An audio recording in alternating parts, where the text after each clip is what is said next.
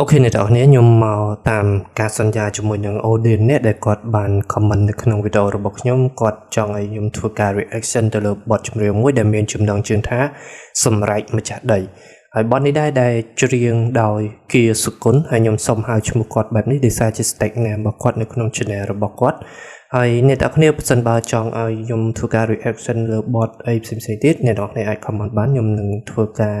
reactឲ្យជូនអ្នកទាំងអស់គ្នាបានទស្សនាពីព្រោះថាវាមានបទជាច្រើនខ្ញុំមិនដឹងថាអ្វីដែលអ្នកទាំងអស់គ្នាពេញចិត្តហើយអ្វីដែលអ្នកទាំងអស់គ្នាចង់តាមដាននៃការ reaction របស់ខ្ញុំចង់ឲ្យខ្ញុំធ្វើការ reaction អញ្ចឹងអាច comment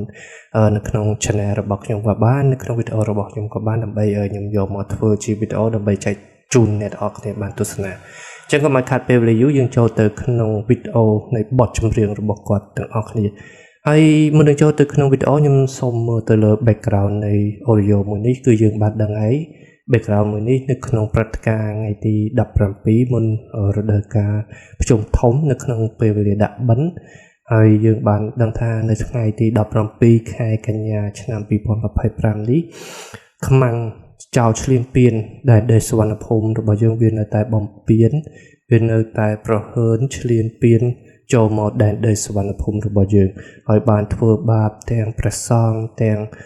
បងយោធាជនបរិយជនកងទ័ពយើងហើយនិងពុកម៉ែបងប្អូនដែលនៅតាមក្រវ៉ាត់ព្រំដែនដែលគាត់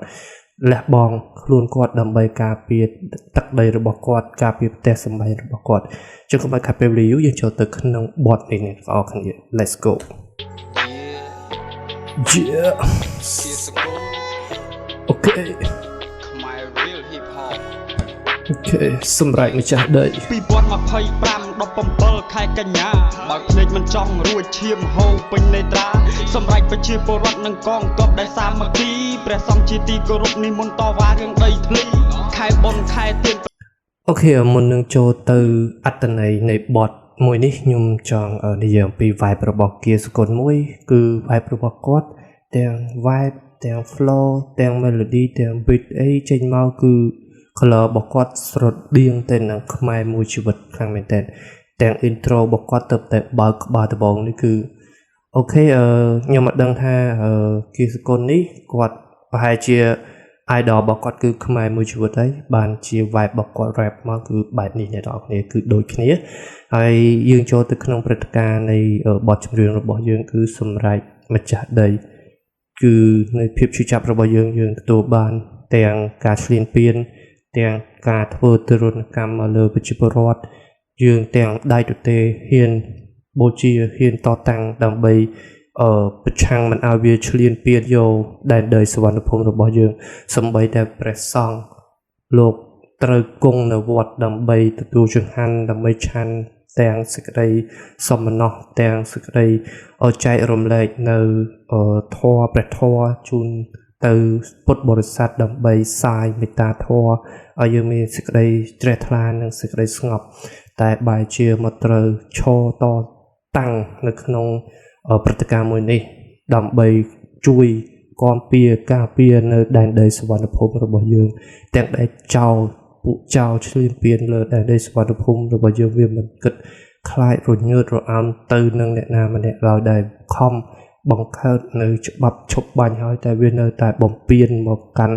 ដែនដីសុវណ្ណភូមិរបស់យើងតាមរយៈសភាវុធដែលវាមិនមែនជាសភាវុធដើម្បីធ្វើជាសង្គ្រាមទេសភាវុធនេះដូចសភាវុធដែលយើងសម្រាប់ធ្វើការតេស្តនៅក្នុងសាកល្បងប្រឡងបាញ់អីចឹងទៅតែវាអាចក៏មានបង្ករបួសស្នាមមកលើប្រជាពលរដ្ឋមកលើវីរៈជនកងទ័ពយើងហើយនិងព្រះសង្ឃផងដែរហើយវាបានគប់ក្របបែកផ្សែងជាតិគីមីចូលមកលើដែនដីសុវណ្ណភូមិរបស់យើងដើម្បីឲ្យប្រជាពលរដ្ឋយើងទ្រាំអត់បានដើម្បីចាក់ចេញពីកន្លែងក្រវ៉ាត់ព្រំដែនប៉ុន្តែប្រជាពលរដ្ឋនិងប្រសង់និងវីរៈជនកងទ័ពយើងនៅតែឈរពាំងនៅក្នុងតំបន់ដែលវាឈ្លានពាននេះព្រះអង្គគួរតែគង់នៅវត្តទទួលចង្ហាន់ពីបរិស័ទឲ្យពោដល់ប្រជាពលរដ្ឋតែព្រះសង្ឃអមជាមួយអ្នកភូមិស្រុកតតាំងនឹងពួកចៅដែលកំពុងតែមកសម្រុកព្រះកាយនៅជាប់ស្បង់ឯតែហ៊ានពេលឯកសន្តានរីឯស្ត្រីត្រហូយយំព្រោះតែការពារគេហដ្ឋាន ដីខ្មែរឈាម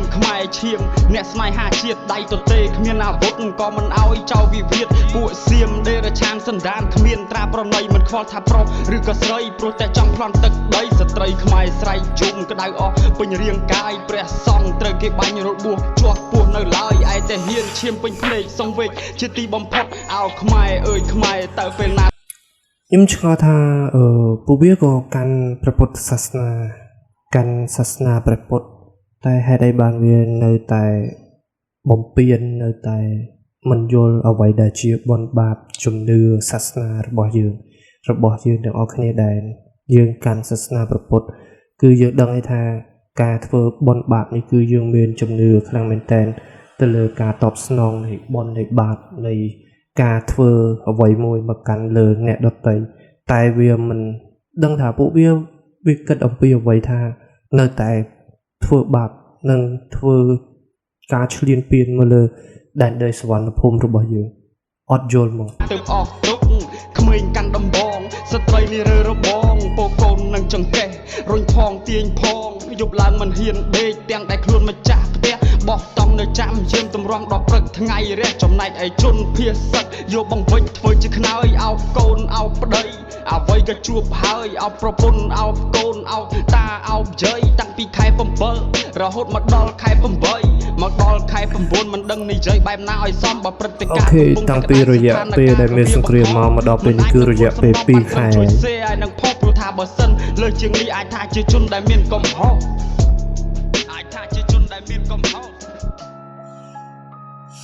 ហើយយើងគោរពតាមច្បាប់បញ្ជាច្បាប់ឈប់បាញ់គឺយើងមិនធ្វើការតបតទៅសភាវុធនោះទេតែយើងទោះមានដៃទេក៏យើងនៅតែឈរគាំពៀដែនដីសវណ្ណភូមិមួយនេះដែរមិនឲ្យវាមកធ្វើអីចេះតែចូលអីតាមចិត្តនេះទេខ្មែរគ្រប់កាយលូតជង្គង់លើកដៃឧទ្ទិដ្ឋានវាគំរាមយើងគ្រប់យ៉ាងនឹងមើលងាយគ្រប់វិធីមានទាំងលីមួកចង់បាញ់ស្រោចអ្នកតវ៉ារឿងដីធ្លីគំរាមចាប់ដាក់គុកនិងប្រហារជីវិតលងបន្លាចលើស្មារតីនិងបំភ័យបំផិតបាញ់បោះក្របបែកផ្សែងឲ្យខ្មែរបាក់សាមគ្គីឲ្យពិបាកនឹងដកដង្ហើមជាមួយនឹងជាតិគីមីទង្វើដល់ព្រៃផ្សៃពិតជាគួរឲ្យសង្វេគទាំងចាស់ទាំងក្មេងស្រីនិងប្រុសលឺតែសម្រេចនឹងទឹកភ្នែកដៃកាន់ដំបងប្រឹងរុញច្រានលបងលួសបថុយប្រឋាននឹងគ្រោះថ្នាក់កំឡុងពេលបតាយបន្ទោស្ថានភាពមានខ្ញុំទីមួយខ្ញុំសូមសរសើរទៅលើវរៈជនកងទ័ពរបស់យើងទោះពួកវាមានសភាវុធមកទាំងដៃនៅនឹងដៃតែវរៈជនកងទ័ពរបស់យើងទៅឈរគាំពៀនៅខាងមុខដើម្បីការពារលើប្រជាពលរដ្ឋការពារលើដែនដីសវណ្ណភូមិទាំងដែលខ្លួនគ្មានសភាវុធទៅជាមួយពីព្រោះថាខ្លាចនៅពេលដែលយើងកាន់សភាវុធទៅវាចោទមកយើងថាយើងប៉ះពៀទៅលើវាមុនយើងទៅទាំងដែលយើងទ្រាំទប់ដើម្បីគោរពតាមច្បាប់បទបញ្ជានៃច្បាប់ឈប់បាញ់ហើយទី2សរសើរទៅដល់ពុកម៉ែបងប្អូនទាំងអស់ដែលគាត់នៅតាមក្រវ៉ាត់ព្រំដែនគាត់លះបង់សាច់ស្រស់ឈាមស្រស់ហ៊ានពលីពីព្រោះថាគាត់ការពារលើទឹកដីរបស់គាត់ការពារផ្ទះសម្បែងរបស់គាត់មិនខ្លាចរញើតនៅក្នុងការពលីនោះទេគាត់ទៅទាំងដៃទៅទេមានទាំងដំបងឆ្កឹះនៃប្រឡាលួសរបស់ពួកវាចេញទៀតគឺសារទឹកចិត្តរបស់ពួកគាត់ហើយនឹងគោរពដល់ព្រះសង្ឃដែលលោកត្រូវគង់នៅវត្តដើម្បីសាយមេត្តាធម៌សាយព្រះធម៌ទៅកាន់ពុទ្ធបរិស័ទប៉ុន្តែបែរជាមកត្រូវតវ៉ាជាមួយនឹងពួកចៅឈ្លានពាននេះទាំងអស់គឺវាមិនដឹងថាខួរក្បាលពួកវាគិតអំពីអ្វីទេណាសនមិនដឹងស្រែករកអ្នកណាទេមានតែរួបរวมគ្នាសិនឲ្យមុននឹងយើងទៅពឹងគេតែហ៊ានធ្វើជាខែលឈោនៅរាំងពីមុខប្រជាជនអ្នកសាមគ្គីផ្ដល់អាហារឲ្យហូបចុកអ្វីដែលឃើញនឹងមុខគឺត្រូវទុកជាមេរៀនផ្ដាំតកូនចៅថាចៅសៀមវាឈ្លានពានមានទាំងសម្លេងដែលប៉ះពាល់ទៅដល់ក្មេងនិងចាស់ប៉ះពាល់ទៅដល់សត្វតវិញ្ញាណឃើញឲ្យពិតជាឈឺណាស់បងប្អូនទាំងស្រីប្រុសជំនះខ្លួនមុនព្រឹត្តិការណ៍ថ្ងៃទី17ខែកញ្ញាឆ្នាំ2025នេះយើងក៏បានឃើញថាពួកវាបានយកឡានសរ៉ែនឡានបំពងសម្លេងគឺយើងមានភាពការជឿចាប់អណោតអធមខ្លាំងមែនទែនពីព្រោះថា វាមានផលប៉ះពាល់ទៅលើសតិខួរក្បាលនៃកុមារដែលនៅតាមបណ្ដោយខ្សែការពារនេះគឺវាមិនដឹងថាពិបាកនឹងបរិយាយពីព្រោះថាវាឈឺចាប់ខ្លាំងមែនតើយើងដឹងហើយថានៅពេលដែលពួកវាធ្វើបែបនេះគឺប៉ះពាល់ទៅដល់សត្វវិញ្ញាណរបស់គាត់ខ្លាំងមកទាំងយកភៀសចេញបណ្ដោះអាសន្នក្រែងលោមានការផ្ទុះអាវុធកម្ពុជាជនជាតិខ្ញុំឃើញឲ្យវេទនា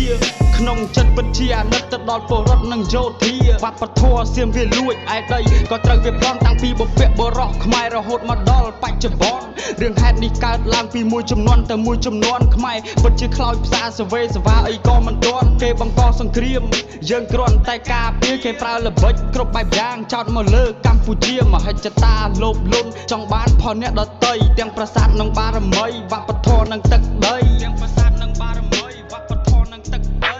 បនដល់ព្រះសូមទ្រង់ជួយឲ្យខ្មែរបានសុខសាន្តម្រាមដៃទាំង10សំពាំងបារមីទាំង3ឋានទឹកដីខ្មែរកុំឲ្យចោលឈ្លានពានពួកយើងបានខ្មែរគ្រប់កាយលួចជង្គង់លើកដៃឧទ្ទិដ្ឋានបនដល់ព្រះសូមទ្រង់ជួយឲ្យខ្មែរបានសុខសាន្តម្រាមដៃទាំង10សំពាំងបារមីទាំង3ឋានទឹកដីខ្មែរកុំឲ្យចោលឈ្លានពានពួកយើងបានខ្មែរគ្រប់កាយលួចជង្គង់លើកដៃឧទ្ទិដ្ឋាន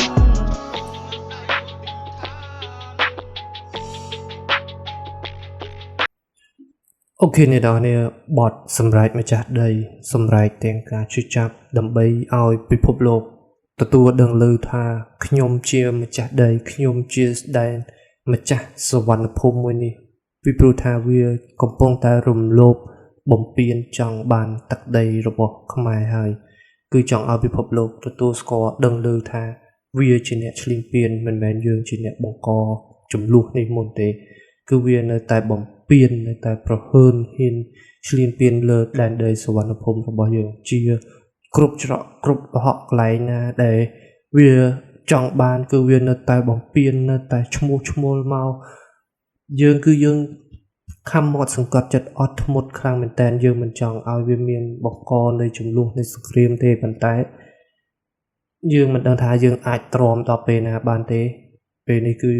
មានតែចាំមើលរដ្ឋាភិបាលមានដំណោះស្រាយទៅតាមសន្តិវិធីតែអ្វីដែលទប់តាមសន្តិវិធីលែងបានគឺយើងមានតែអូខេអ្នកនរនេះយើងដឹងហើយថាតែសន្តិវិធីលែងមានហើយគឺយើងមានតែតបតទៅវិញទេហើយអ្វីដែលយើងតបតវាមានតែមានផលប៉ះពាល់ទៅលើប្រជាពលរដ្ឋផ្ទះសម្បែងទ្រព្យសម្បត្តិហើយនឹងការលះបង់របស់វីរៈជនកងទ័ពយើងទេទាំងនេះហើយដែលអ្វីដែលយើងខំអត់ធ្មត់យើងខំគាំពៀដែលមិនចង់ឲ្យវាមានហេតុការណ៍នេះកើតឡើងម្ដងទៀតអ្វីដែលលះបង់គឺទ្រព្យសម្បត្តិរបស់ប្រជាពលរដ្ឋដែលនៅតាមក្រវ៉ាត់តាមមុខព្រួញដែលមានហេតុការណ៍នេះកើតឡើងហើយការលះបង់របស់ប្រជាពលរដ្ឋរបស់យោធារបស់យើងរបស់វីរៈជនកងទ័ពរបស់យើងគឺយើងមិនចង់ឲ្យវាមានហេតុការណ៍នេះឡើងទេព្រោះថាយើងនឹងទទួលភាពសោកស្ដាយសោកសៅបាត់បង់នៅប្រជាពលរដ្ឋខ្មែរយើងត្រូវតែខំមាត់បន្តទៀតចាំមើលការចំណាត់ការរបស់រដ្ឋាភិបាលតែប៉ុណ្ណោះអូខេអ្នកនរនេះចឹងបទនេះមានតែប៉ុណ្្នឹងទេសង្ឃឹមថាអ្នកទាំងគ្នានឹងចូលចិត្តនៃការ reaction របស់ខ្ញុំហើយបើសិនមានបទចម្រៀងណាដែលអ្នកទាំងគ្នាចង់ឲ្យធ្វើការ react complete comment នៅក្នុងវីដេអូនេះបន្តទៀតជួបគ្នានៅវីដេអូក្រោយជម្រាបលា